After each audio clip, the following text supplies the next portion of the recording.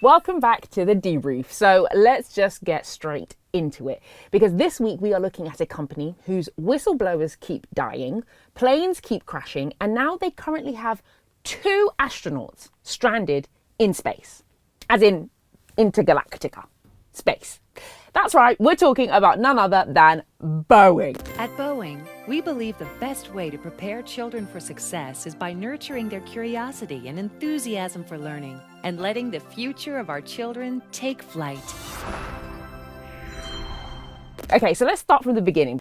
Boeing is a major manufacturer for commercial jets, including the 737, 747, blah, blah, blah, blah. You get the drift. They also supply aircraft to airlines across the world. The other sector is defense, space, and security. They manufacture military aircrafts, missiles, satellites, and other defense systems. They produce helicopters, fighter jets, and participate in space exploration through projects like the Starliner, which is currently stuck in space. Lastly, but not least, global services. This division provides support, training, maintenance, and logistic services to both commercial and government clients. They basically focus on extending the life and efficiency of Boeing aircraft and defense equipment. Now, knowing what I currently know and what you will get to know by the end of this video, you will find out that this statement is comedically delusional. Like I said, planes are crashing, whistleblowers are dying, and 2 astronauts stuck in space. So, this is just to name a few of the things that they do. They are a very big and vast company. Now, the reason I want to talk about them is because, like I said earlier on, we've got 2 astronauts in space. Boeing Starliner spacecraft has successfully landed in the New Mexico desert. The capsule travelled back to Earth from the International Space Station without its crew. Astronauts have navigated several issues, including malfunctioning thrusters and helium leaks, and it's turned their week-long mission into a 3-week stay on the International Space Station. On Saturday, NASA leaders will hold a readiness review from the Johnson Space Center in Houston and are expected to announce a final decision on when astronauts Butch Wilmore and Sonny Williams can finally return home. NASA has decided that Butch and Sonny will return with Crew 9 next February. They are completely stuck. The astronauts are Sunita Sonny Williams, and she's the mission pilot, and Barry Butch Wilmore, the mission's commander. They left for the International Space Station on the Starliner on June 5th, 2024. The mission's goal was to make sure that people can safely fly to the ISS in the Starliner. This trip was supposed to last a week. Since June 2024, they are expected to return home February 2025. Williams and Wilmore are the first 2 astronauts sent into space by Boeing. Now, Boeing won a huge, massive contract for $4.2 billion from NASA as part of their move to privatize space flight in the US. In the lead up to this trip, Boeing was met with repeated technical issues and has continued to have issues while the astronauts have been in space. Now, some may say that the whole purpose of this test is to, run into these issues. That's the whole point of testing it. But with Boeing's track record, people are understandably nervous. I just want to put a quick sidebar in that the thought of being stuck in space in a tiny capsule with another human being for over 6 months makes me want to peel my skin. But it's not about me. So let's continue. Let's go through the timeline.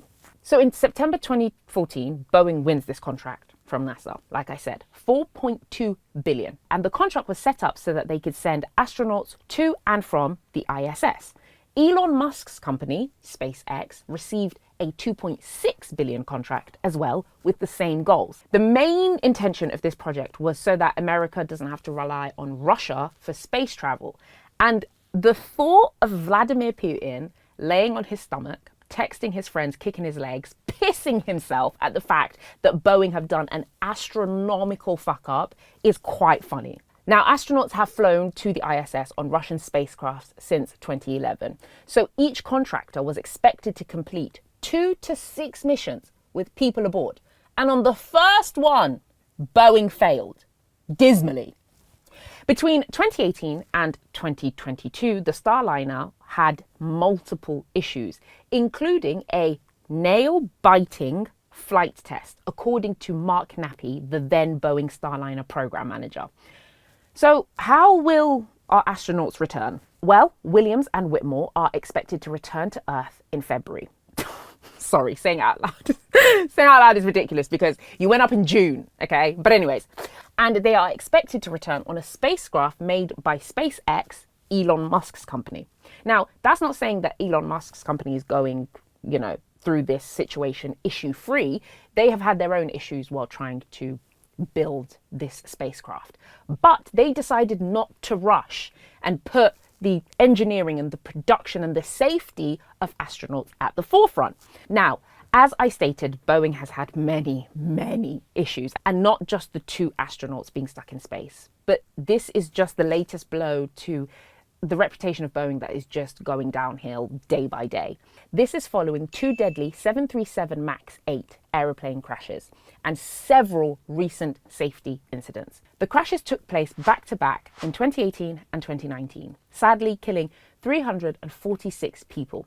The key issue with the Boeing 737 MAX involved the MCAS system, which stands for Maneuvering Characteristics Augmentation System. This was designed to help stabilize the Boeing 737 MAX by automatically pushing the nose of the plane down. So let me explain it. They put sensors underneath the plane so that when the plane was on an incline and would usually stall if it was inclining too much, these little sensors would level out the plane, right?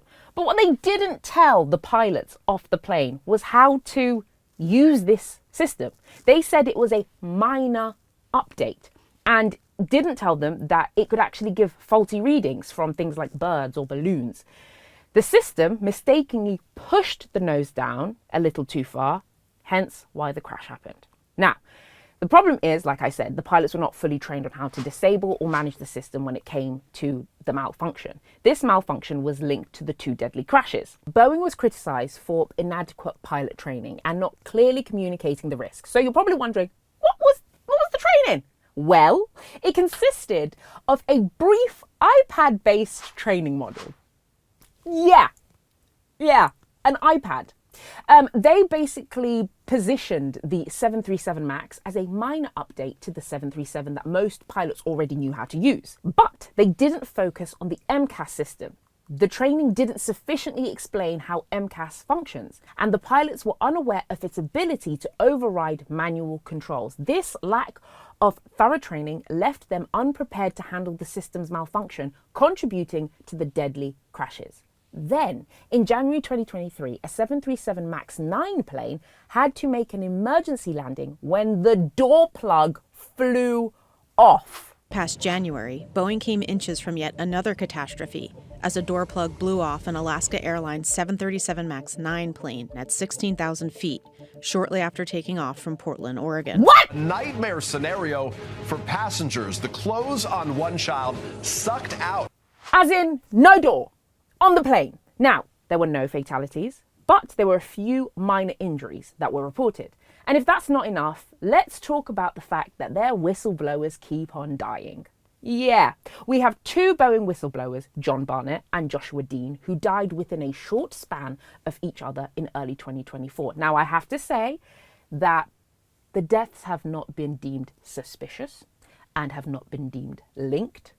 But if it looks like a frog and it smells like a frog and it sounds like a goddamn frog, then ribbit, bitch. Anyways, both men had raised concerns about the safety issues with Boeing, including faulty parts used in the aircrafts like 787 Dreamliner and 737 MAX. John Barnett was a long-time quality control engineer at Boeing, and he died by suicide in March 2024, while in the middle of testifying in a lawsuit against the company. At the time of his death, his family believed that the immense stress and pressure from the lawsuit, along with his frustrations over Boeing's safety practices, contributed to his mental state. Barnett had pointed out that the defective oxygen system could endanger passengers on Boeing planes. Wild. Joshua Dean, another whistleblower who worked at Spirit Aerosystems, a Boeing supplier, died in April 2024 after a sudden bacterial infection. His death occurred shortly after he had voiced his concerns about the safety practices related with parts manufacturing. I must note that his family have said he was an extremely happy and healthy, heavy on the healthy man. But hey, what do I know? Those deaths have raised multiple concerns about the treatment of whistleblowers within Boeing and its supply chain. While there is no evidence of foul play, like I said, the timings of the death are suspicious to some and have ultimately left other whistleblowers feeling unsettled and afraid. Let's talk lawsuits, because Boeing have lost a lot of money when it comes to the lawsuits that have come from the plane crashes. After the 2 fatal plane crashes in 2018 and 2019, the company had to settle claims with families of the victims, costing them over $2.5 billion. This includes $500 million set aside for the victims' families and the $243 million for criminal penalties. Now, additional costs such as production delays and various other things means that the company is just losing money. And they have said that they have estimated the losses from the 737 MAX crisis to be over $20 billion. So I guess the question is, would you get on a Boeing plane? Well, former employees have said the following. Ed Pearson, a former senior manager at Boeing, stated unequivocally, "I would absolutely not fly on a MAX airplane," citing that the intense pressure on employees to rush planes through production makes its safety questionable. And he worked closely with the assembly process, so I think he knows what he's talking about. Another former Boeing engineer, Joe Jacobson, echoed similar sentiments and advised that he would tell his family to avoid the MAX model altogether. As for me, I would personally rather swim to my next holiday destination. Bearing in mind, I can't swim, but I have a high chance of arriving there, happy and healthy and alive, than being on a Boeing plane. But that's just me. What do I know? But anyway, let me know if you'd go on a Boeing plane or if you have been on a Boeing plane. And as always, I will see you here next week for another debrief episode. Let me know what else you want me to talk about and cover. Mwah, mwah, mwah. Love ya.